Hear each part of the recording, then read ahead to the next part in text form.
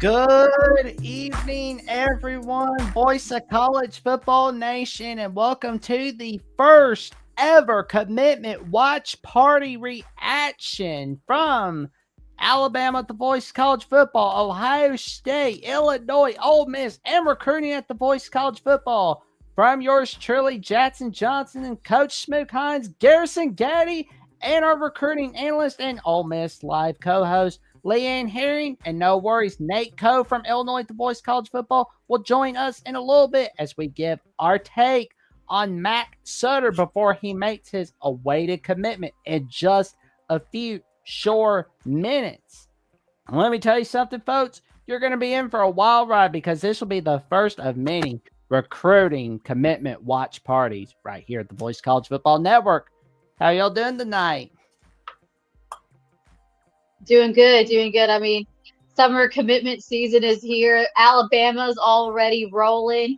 Not just what is 30 minutes ago, landing the number 2 running back and the top player in that recruiting class. So definitely things are rolling. Roll Tide, roll. Getting Xavier Cromwell being able to keep that top talent. Alabama. We'll see if they're going to go 2 for 2 today with Mack Sutter, but a lot of stiff competition. So it's exciting time, gentlemen. Oh, agreed. I'm Garrison, doing yeah. I'm doing well, Jax. Just got done doing the college show. Just got done talking to you. But no, I'm happy about this time. It's a time of the season where recruiting gets picking up. A lot of fan bases, they got narratives to push and propaganda to push, and so I always love that time of the year. On top of that, and then you get to see the fun part. We know Ohio State fans like myself. We get to see Steve Wiltfong give us a bunch of crystal balls that don't pan out. So it's not. It's fun, but it's part of the game. It's part of the sport that we love so much, and it's an exciting time. Oh man, and we've got a lot of people here tonight. We've got 250. Holy crap, 261 people tuning in. Nice. Let's go, man. Love it. Hey, everybody loves recruiting, man. I Sure. can tell you that from just being a recruiting guy myself since I was 17 as a recruit, not getting any looks. So that's when I got interested. I wanted to learn how the workings of it was. And since 2008, it's definitely changed with NIL being involved. And a lot of things have changed, but covering it on this aspect and just, being in the know of what these young men are planning to do and what the future projections of a lot of these rosters are shaping out to be with all the talent that some of these rosters are gathering. It's an exciting time for recruiting, verbal commits. All of those days are exciting times. And yeah, Leanne said something very, very, very true. Bama Nation should be very excited this summer. We've been able to witness some crazy seismic moves with a lot of high-end and highly valued targets that weren't as much leaning or as vocal about leaning towards Bama. And then once the official visit season happened, we saw Kalen DeBoer, Courtney Morgan, and that staff do similar to what they did last year during the same time. So it's good to see the consistency there and be a part of this Bama fan base and kind of see what Coach Saban established continue to carry on in a different light. Oh yeah, I mean it's gonna be huge seeing what happens, and and I believe Sutter is the best player in Illinois. Yeah, Leanne, you've got. He's he's 6'6", 6'6", number 1 player in Illinois, top tight end. But what you gotta love about this kid, and I feel like a lot of the high school kids with the shift, dynamic, moving so much to the portal. I feel like in this 2026 class, we really see the reemergence of two-way players, but we've also seen the emergence of utility players. I mean, when you look at Matt Sutter, when you look at his films, when you've looked at him in live reps, this is a kid that not Yo, what's only up, got guys? himself in the tight end position, but he really is what I like to call a utility player. I feel like a lot of these higher 3-star and 4-star guys have just kind of taken the shift of learning how to play both ways of the ball. I mean, when you've seen him at Dunlap, Matt Sutter is a kid who's taken snaps at quarterback, wide receiver. He's lined up on the edge on the defensive side of the ball, even linebacker. His dad, Ed Sutter, five-year NFL veteran, playing out at Northwestern. I mean, he just had some crazy numbers. I mean, just on the offensive side of the ball, 35 receptions, 500 yards, 7 touchdowns. He completed 6 passes out of 11 for 119 yards. rushing, was extremely, extremely explosive on the defensive side of the ball. So for me, whoever gets this kid, Illinois would be really lucky to get this kid. I know that there's a slim chance. I know, from what I'm hearing and talking to the camp, it seems like Alabama has really had the edge in this recruitment, and he fits really well in that Kalen DeBoer kind of dynamic offense. And then, also is just a skilled utility player. But I mean, this is a kid who really is just successful no matter where you put him. He really knows how to use his size, his leverage, and he really creates a lot of separation. You can see it strong, like I said, whether he's on the defensive side of the ball, lining up the edge, or also on that offensive side of the ball. So again, another high ceilings, high floor kind of player. And I think as he puts a little bit more weight onto his frame, it will only help his physicality. He's already pretty physical when you see him, put in on the edge, and he's using in that blocking situation. So again, another really skilled utility player that we really didn't hear a lot about, gentlemen. I felt like we heard a lot more about him as we saw him this offseason attending camps and live reps. I feel like sometimes on those Midwest guys, that kind of emerge and kind of, get popular here in the SEC and some of these other conferences outside of, closer to home. So Mack Sutter is going to be a get. I know that Illinois is definitely praying that the roots and relationships and consistency, and the opportunity to be an impact player, they've definitely done their job. But, from what I'm hearing, it seems like Alabama is the edge here. But again, he could surprise us here in a few minutes. So that's kind of my take on what I've seen and watched his live reps and just kind of what I've seen from his film. But again, another skills utility player. Getting a lot of feedback from both camps. It seems as if Alabama is schematically the best fit for him. The skill set, like you said, everything you mentioned was great. But a lot of people, like you said, weren't on him. I discovered Mack. I watched a lot of 7-on-7 ball and the Midwest Boom. I've followed that program for about 3 or 4 years now. And I remember him making a play against Miami Raw, which at the time had Ellis Robinson as a DB there. And that's who he made the catch on. And it was a one-handed body me, like we one-on-one out of the slot. And he worked the route so nicely, and it was timed up. I forget who the quarterback was at the time, a 4-star. But that's when I started really watching this young man. So when he came up on Alabama's radar, you look at the most recent commits at Alabama, Marshall Pritchett, Caleb Edwards, the skill sets kind of just fall in line. They're kind of trying to get away from that traditional H-back style in this offense. So I think that's what's attractive, but being that H-back style is leaned on more to block, I don't think Alabama's going to stick with that style of H or tight end position anymore. So this was a very more schematic fit than anything. We know that he's going to be a star wherever he goes. At Alabama, the branding is always there, but for him, schematically, he's a smart kid. He's a X's and O's types of guy. He's a film room rat. So I think just the whole culture, what you've already seen established at Alabama, I think he's finding a perfect opportunity with a young group of tight ends really transitioning to set the tone of the new tight end in this Kalen DeBoer era. Oh, yeah. And ladies and gentlemen, we've got breaking news. And this is from Hayes Fawcett himself, as Mack Sutter has decided he has committed to the Crimson Tide, as he told him from On3. And he says, quote, T-Town, let's do it, roll Tide. Let's go. Nate, let's hear your reaction to this. You haven't been talking a lot. Like you're like Silent Bob. Like, let's hear what you got. Yeah. I kind of snuck in there. Sorry, I've been having dishwasher trouble. You're good. I mean, I can't say that I'm super surprised, right? Illinois doesn't usually use their tight ends as skill players. They're usually known more for, that's just Brett Bielema's sets, right? The only tight end that has gone on to the NFL in the Brett Bielema era at Illinois is Tim Ryman to my Arizona Cardinals. And that's, he was drafted solely for his blocking skills. He was the best blocking tight end in that draft. So that's just kind of the way Illinois plays them, right? Their top tight end last year only had a little over 100 yards.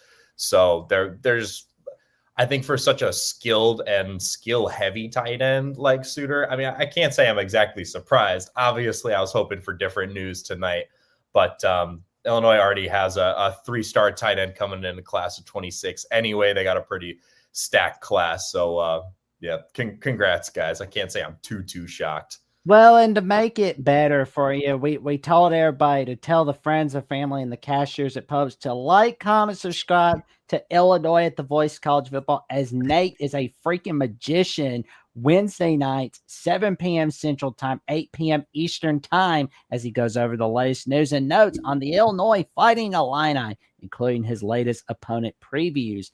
Catch all of that on Illinois at the Voice College Football.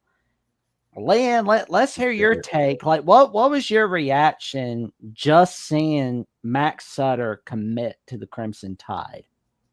I think, like we said, for me, it really wasn't a surprise. I think it would have. I think that there was that slim chance that possibly he would commit. He would stay in town. Like a lot of players that are high up there have been doing because they want the chance to be an instant impact player. But like what Coach Smoot was saying, he just seems like a perfect fit. It just makes perfect sense for him to develop and be at Alabama. We've seen what they've done with the tight ends and the kind of utility and skill player that he has, being more of that wide tight end. And I'm glad that you alluded to him playing with the Midwest Boom. That's also where I had the opportunity to see a lot of kids. And this is, in that OT7 circuit, we're going to see more of them this weekend. I was supposed to be heading out there this weekend, but schedule change, not going to be doing that because we have some other things out there for OT7. But yeah, a lot of skilled players. Everyone, people kind of have they kind of have their opinions on the 7-on-7, but the last couple classes and stuff, there's a lot of kids out there. Seeing them in those live reps, I've really had the opportunity, like Coach Mook can attest to right here, that it changes the game. And Mack was one of those kids when you get to see him with Midwest Boom, for me that really stood out, and what you expect in a tight end and a skilled utility player like him. It's just, he just has remarkable control, and he's got this uncanny ability when he makes those contested grabs at the edge. It's just really, he knows how to use his body. He knows how to work his leverage on that 6'6" frame, and he just makes every catch. Like I said, he's got that undeniable physicality that you want on an athlete that could dominate. Like I said, as he adds more to his frame, I think that that's only going to help them if they use him in a block situation. And again, I think he just knows how to seamlessly shift with his skill set from that 11 to 12 personnel set. So again, I think he's just going to be an offensive weapon. He's a kid that you can plug and play. He's got to have no problem adapting and adjusting. I think as he continues to finesse, I think he's just going to seamlessly translate into this Alabama offense. So for me, this is a fit that didn't surprise me. I think it makes perfect skill sets. And I think too that I really like what Alabama's doing. I think along with a lot of SEC teams and a lot of other high caliber teams, that as much as they've leaned to the portal, I think that they're also being realistic to build for the future and not be those one and done teams. At some point, Yes. I've been saying it over and over again, you're going to have to take a chance on high school skilled talent. Yes. And sometimes, and it's about a fit, gentlemen. I'm sure that you guys hear it. A lot of fans, they don't realize that sometimes building a roster with elite blue chip talent isn't the best and smart way to go. You got to go out there and get those kids. Yeah, you want to have some names on your roster, but for me, it's about those kids who can translate. And a lot of times when you see these kids in live reps, I've seen a lot of 4 and 5 stars, and they've kind of made me turn a different way because they don't translate well, or they're very conditional talent. They have to be in certain systems. But I think Mack's one of those kids. It's just really, you can already see that he may not go to start at Alabama right away, but I think that he's going to be one of those kids that will be in the mix early on. And I think he's already has a strong foundation in toolbox. So I really like this sketch. It didn't surprise me. I know that I know a lot of Ole Miss Rebels would have definitely loved to see him with that Lane Kiff offense. I mean, he could have been something explosive. I feel like the tight ends are kind of a Lane Kiffin. They're not often used all the time, but when they do, that's kind of like their X and secret weapon. But I really think that this is going to be a great fit for Alabama. And I think just with the kind of skill set, as Coach Mook, was referring to, getting to also see him in those live reps with Midwest Boom and just in, just his game feel, it just makes perfect sense. And I like this big pickup. And again, we said if Ty were going to go 2 for 2, and they definitely have today, picking up one of the top running backs, and then of course heading to the Midwest and picking up another tight end. So big day for that offense. Right. And you talked about a skill set, being able to play on both sides of the ball. Just the physicality alone is really what made him a priority. I believe a lot of people were thinking Roman Voss was going to be a guy. I really look at characteristics of the staff when I look at them in recruiting. You know, you got physicality in the wide receiver room and the receiving core with Jamarcus Shepard. That's a key thing. You look at Marshall Pritchett, Caleb Edwards. You see Josh Cuevas come over from Washington. You see them go in the portal and get Troy transfer. I think the last name is Dalton, Brody Dalton. Look at his film, same skill sets, receivers at the wide receiver, at the tight end position, bigger bodies that are physical in the run game. Not necessarily going to be your inline blockers that you want to put down there and put them in pass pro. You definitely want to continue to use their skill sets, but guys that block well in space, they get out in space, they can give you vertical threat ability with get them caught in a free safety or a man matchup or outside linebacker. I like my chances with Mack Sutter.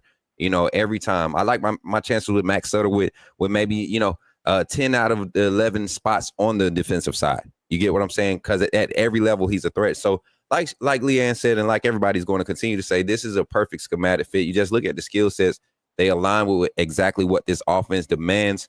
And I think he's going to be an early impact guy at Alabama with the young group of tight ends that's going to be kind of taking over and assuming that role, transitioning to next year when you have your Josh Cuevas and your Dalton, your senior guys kind of transition out. Jay Lindsey's going to be kind of stepping up as the leader, but you're going to see Alabama really showcase the style, that's a tight end that they want to put in this offense and really have them thrive. And if you look at the numbers that Washington put up, the young man, I forget his last name, but I think he was like number 38 or something at Washington that year. And I think he had 67 receptions or 71 receptions in the regular season. You haven't seen that at Bama in years. You know, the closest thing we saw with that was OJ Howard, which played in Lane Kiffin's offense. So it was kind of one of those nail biters with Ole Miss. You know, can Kiffin convince him of like, man, we utilize tight ends. We haven't seen an explosive one in recent years, but we know he can do it with his skill set like Max Sutter. So good pickup for Bama. Great pickup. And this is one of those swing commits I told everybody about. I feel like once we got a big commit, like maybe an Xavier Griffin or Max Sutter or, Sedarian Morgan was going ahead and pull the trigger. Like once you get these names, now you're going to see the floodgates open and more commits are going to start trying to pad that class and go ahead and kind of reserve their spot in this class, man. And I think Alabama's trending up to be a number 1 or number 2 class this 26 class. Well, I mean, you may have to get on 3 and 247 to update that, but that's neither here nor there because it's going to take them a while to update it. But it's like we said on Alabama, the Voice of College Football, the Alabama recruiting classes will go back up to the top 5. It will go back up to the top 5. But Nate, now that Illinois is not getting Matt Sutter, who is the next target for Illinois in your eyes? Well, their next target at the tight end position would be J.C. Anderson. He's another 4-star tight end, also in state, I believe. Ole Miss and I want to say Auburn are the other teams in on him. So honestly, I'm just happy that Illinois is competing with these teams in the recruitment now. I can't believe I'm in this room with these other big programs right now. I just love to see Illinois on the map, man. It's a great time to have started my channel.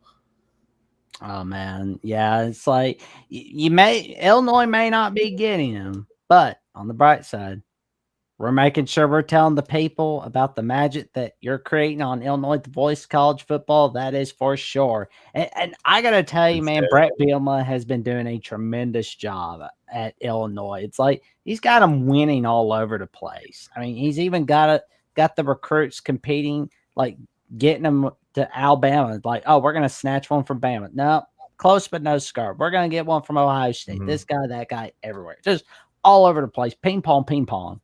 Oh yeah, and it's been really good to see Luke Altmaier. I mean, coming from Ole Miss, and he really sat and waited his turn. But it's really good, to see Altmaier just really get his moment and shine, and just it's a perfect example where talent, is able to finally hit the stage, and you can see what it does. I mean, I know there's probably a little bit of Ole Miss fans. I don't think they trade up Jackson Dart, but it's good to see Luke get his opportunity and be able to elevate the program as well. And like I said, really talented kid. But it's just a perfect example in the right stage, in the right program. That's not always the typical program. And a lot of people talk to me and they ask, why are these kids going to their places? Like, why would Illinois be in consideration with other guys like Auburn, Ohio State, and everything? And the biggest thing I hear personally from the recruits, Kentucky of course has had a surge, and we know that Kentucky's had a huge, it's not the sexiest destination in the SEC to go play, but a lot of recruits have been coming there and committing there lately, or smaller programs, because again, we're living in a reality where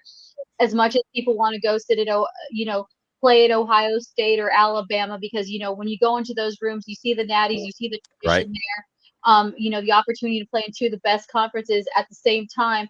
This is not a sit and wait era anymore. Recruits, young guys don't want to sit and wait a year or two. For them, you got a shelf life now. So a lot of times they're going to smaller programs, maybe not their first or even their second choice destination. Because again, what becomes valuable to them is having reps and films that becomes the means to an end. So, it's just like we've kind of all talked about differently, I'm sure, on our shows with recruits. It's a different world with NIL, but I feel like a lot of these younger guys are having to market and sell themselves in a lot different way, and kind of have to navigate. So a lot of programs that we wouldn't typically think of are kind of having these surges, because they're providing guys that are maybe 3 stars or not ranked right now with opportunity to get film. And at the end of the day, we see so many guys that are willing to take lower NIL deals, because what's going to be more value to them, getting a paycheck sitting on a bench, or getting a lower paycheck and getting film where they can go say, hey, I balled out here at this school. Now you're going to take me. Now you're going to see that I translate at the next level. Garrison, who's next for Ohio State now that they're not getting Matt Sutter? Great question there, Jackson. So there's a number of I would say a number of 3-star tight ends Ohio State's going after right now in the class. We have Corbin Fordham, 3-star kid, good athlete out of Jacksonville, Florida.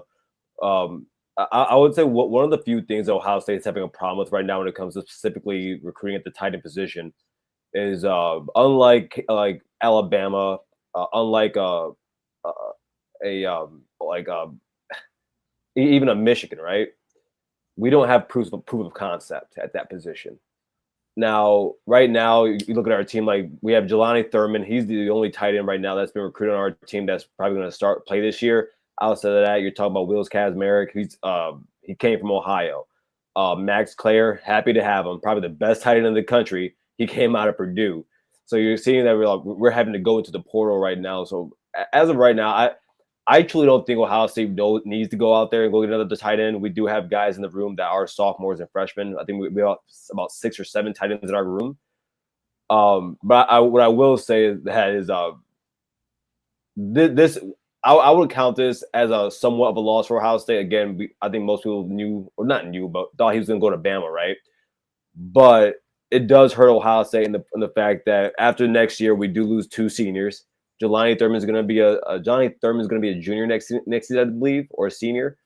So the room is getting slim. Keenan Bailey, he's a good recruiter. He's right behind Brian Hartline, a now offensive coordinator and still wide receivers coach.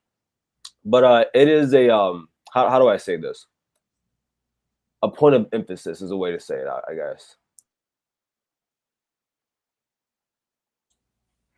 Yeah, I mean, we'll wait and see what happens for the Buckeyes, but I mean, I've got a good feeling they're going to bounce back for sure. What does this do for the Ole Miss Rebels, Leanne? It'll be interesting to see where they go. I think next, Lane Kiffin's not, Lane Kiffin is one of those guys that moves in silence. Yeah, it's going to hurt the program. This is a guy that, that they recruited very heavily, made officials and did things, but I don't think that, they're going to. Lane Kiffin's really good, taking the loss and dealing with the cards that he's dealt with. And of course, JC Anderson, of course, is the next guy up. So again, we'll see how that turns out. I like where the Rebels kind of stand with him, another, Illinois Midwest tight end. So again, I don't think that the Rebels are going to hurting. It's always a loss when you lose a potential kid with such foundational a utility player. But I think that Lane Kiffin's got, the opportunity with Daquan Wright, of course, transfer portal tight end, to make a really good splash this year, and some other guys that are already on deck. And then, like I said, wait and see how the dominoes fall with JC Anderson and some of these other guys and these other prospects coming up. Well, I'm always looking forward to seeing what Lane Kiffin will be doing in the recruiting trail. I mean, he's always ready and all set and ready to go. I mean, Ole Miss, I mean, they're in that conference child drought, but that's no issue there. They're making sure to get into playoffs, and I know that Kiffin's going to get them rocking and rolling. Yeah, Well, when you talk to the commits and recruits coming down there, much like most of you're really having to start to make that shift of running your front office like GM, like an NFL, and that's what a lot of the kids and recruits I talk to, they like the way the approach at Ole Miss and other SEC schools are taking, trying to make it feel like an NFL program, because you pretty much have to operate and navigate with recruiting. You win some, you lose some, but you got to keep moving. You really got to be ahead of the game, especially with the dead period right now. Recruiting still doesn't stop. There may be no on contact visits, but I feel like coaches and staffers have to work twice as hard to keep the relationship, because we've already seen it. Look at what Florida State's managed to do. Another team that's Yeah. really kind of has been an interesting approach to recruiting. They've kind of just sat and watched the dominoes fall, let everybody else kind of duke it out, and then wait. And then they've really staged a coup in a different approach to recruiting. Let the dominoes fall, and they go pick and take. And they've really been able to get some momentum here. So there's only going to be more to come of it, especially this upcoming week. A lot of commitments coming up with this July 1st through July 4th. So that's exciting time too. I know we have another SEC guy, Sequil Patterson, who's fixed it to also, if he hasn't already, he was scheduled to commit to. he just committed all to South Carolina. Yeah, South Carolina. that was Kentucky was really hoping with that one, but that's another skilled player and everything. It was an all SEC lineup. So yep, dominoes are falling. That is for sure, and we've got Jim. Let everyone. Where would you rate this? 10 out of 10. How is this first watch party? I'm gonna be a solid. I'm gonna be a solid 9-10 for real. With no, like, we didn't come up with a plot or anything. We just really vibing right now. So I like it, and just finally getting put faces to names now. Being a new member of the team, Voice College Football Team. I'm excited to continue to do these things, man, and just learn from everybody on this panel.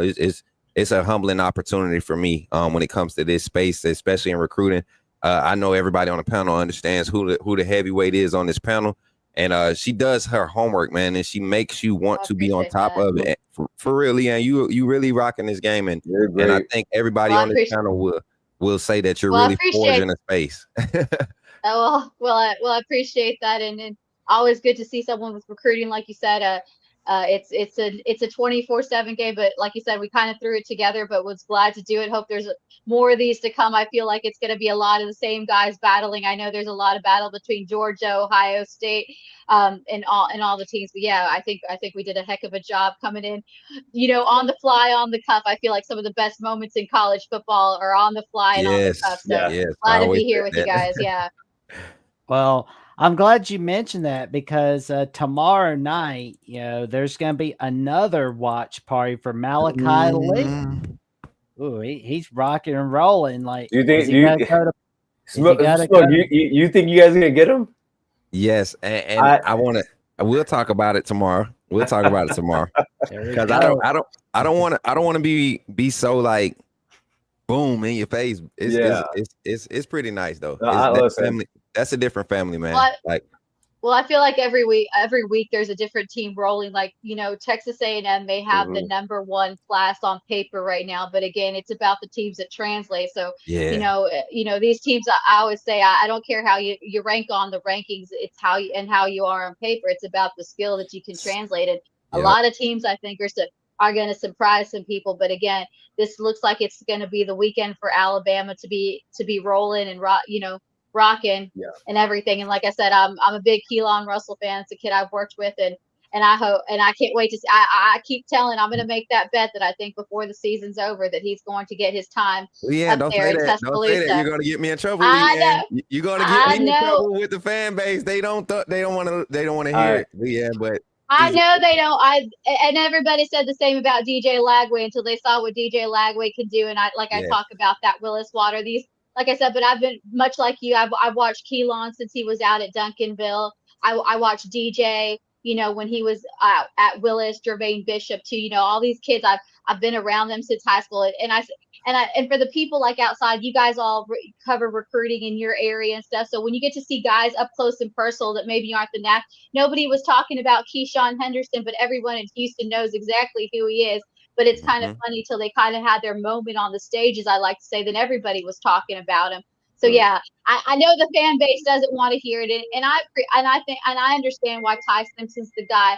That's one of, I feel like, those last moments of loyalty. That's a kid, who waited his turn. He did the Alabama traditional thing, which you don't expect. There was plenty of times a kid like him could have left somewhere else, and he decided. So you want to reward that loyalty, and Kalen DeVere is that kind of coach. He wants to be that kind of coach and try to change the culture, but I would be lying if I didn't say I was secretly rooting for Keelan Russell to get his moment, because like I said, there's just something about that kid as far as the quarterback. I feel like DJ Lagway and Keelan Russell, watching them, they're just built different. There's a lot of elite quarterbacks that come out of Texas, but there's just been something about those kind of and I think Keyshawn Henderson is also going to be that type of guy, quarterback. I mean, I'm excited to see him. Houston, I hope they really can keep him on. And like I said, got to respect his continued commitment to Willie Fritz and the Cougars. But again, he knows he can build. He's going to be the faces, like they say, the key to the city down there. So again, I think that that Houston DFW area in some of those schools, man, the water's built differently down there, and it's going to be interesting to see. But like I said, I'm excited to see Keelan Russell get his moment down in Alabama sometime soon. Well, that's going to be really fun. And of course, tell your friends, your family, and the cashiers at your favorite grocery store in each of your states about the magic that we're all creating here, on not just on Alabama The Voice College Football, Ohio State The Voice College Football, Ole Miss, Illinois, and recruiting at The Voice College Football. Please like, comment, subscribe, click on the notification bell so you never miss another video or another episode from each of these channels whatsoever. And thank you for tuning in to the first of many commitment watch parties on each of these Voice of College Football channels. And with that, we'll end the show with our team cheers. Coach Smook and I give out a roll tide. Let's go. There we go. Hotty toddy. There we go. ILL. And OHIO. there we go.